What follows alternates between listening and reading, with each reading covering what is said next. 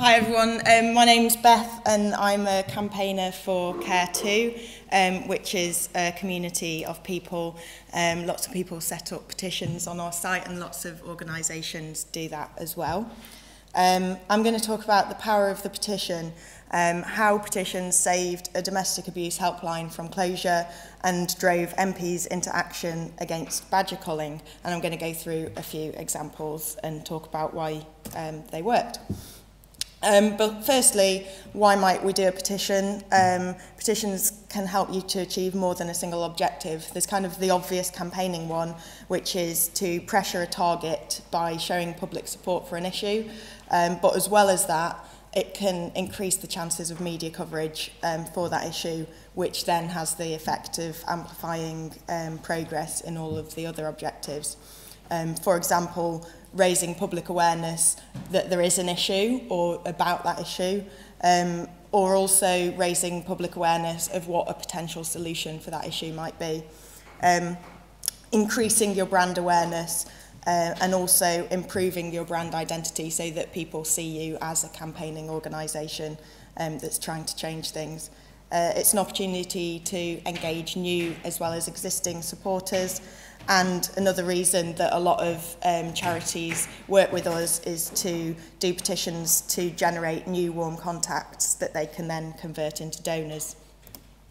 The first petition is Save Broken Rainbow, which is an LGBT domestic violence helpline.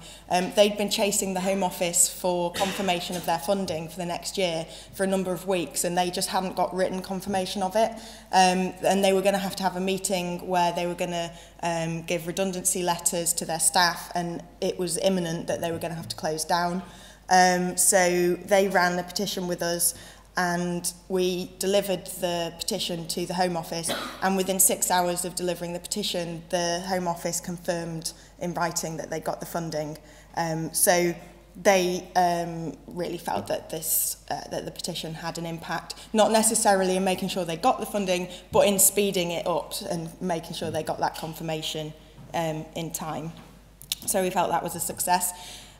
This one was Stop the Killing of Badger Cubs in the UK. It was about a date change in the culling season. Although the cull, if the Conservatives get in, will still happen, this was partial success in that we got 161,000 signatures, and as a result of that, all 650 MPs got letters from their constituents, and each MP got between 11 and 137 emails each from their constituents. And as a result of getting those letters, one MP tabled an early day motion calling for an end to the cull. He did that the day after receiving the letters, and 35 MPs supported it. That's the early day motion. And also a couple of MPs tabled written questions to the Minister. So we saw that as a partial success in terms of the MPs were actually taking some actions, and it was raising it in the agenda. And also I see that as a success because I asked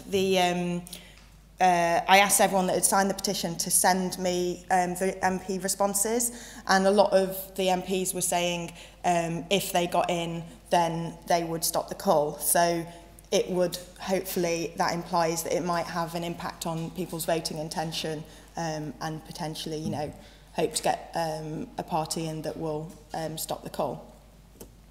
I'm going to skip that one for time.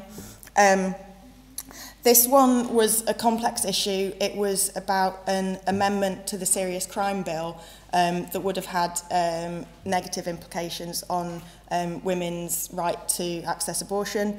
Because it was a complex issue, we did this petition which with Voice for Choice, which is a coalition of organisations. That sent it sent 7,000 letters to MPs. When the MPs debated it in Parliament, they actually quoted some of the phrases from the letters that had been sent to them, so we saw that as a success. And then the amendment was successfully defeated quite closely. It was 292 votes to 201. So the coalition felt that those letters to the MPs did have an impact in affecting their voting intention. That was the voting results on that issue. So general tips about how to write an effective petition. An effective petition will have a strong call to action. It will ask people to do something and explain why they should do it. An effective call to action will have a verb, an expected outcome, so not just saying what the problem is, but saying what you're aiming for. A theory of change, explaining to people why signing the petition is going to affect anything. A sense of urgency, if possible, will always help. And again, if possible, reader-centred language. So an example of that will be telling MPs, tell being the verb, to protect access to abortion. The expected outcome would be the saving of the helpline. The theory of change would be like if this, then that. If enough people sign, it will show the Home Office that the service needs to continue. The sense of urgency would be the vote in Parliament is about to come up, so they need to sign it now. These examples didn't really have reader-centred language, but an example would be you deserve the truth about the food that you eat. Demand Sainsbury's properly label its meat. So making it relevant to the person signing it, if you can do so.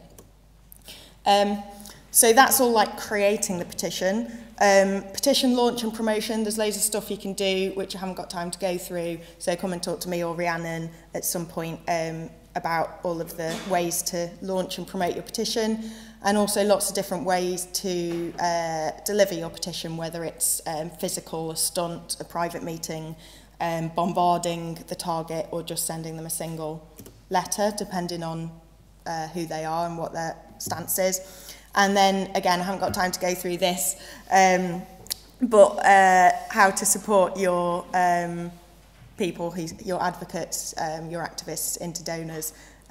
Basically, think long term and come and talk to me and Rhiannon later about that. Thank you.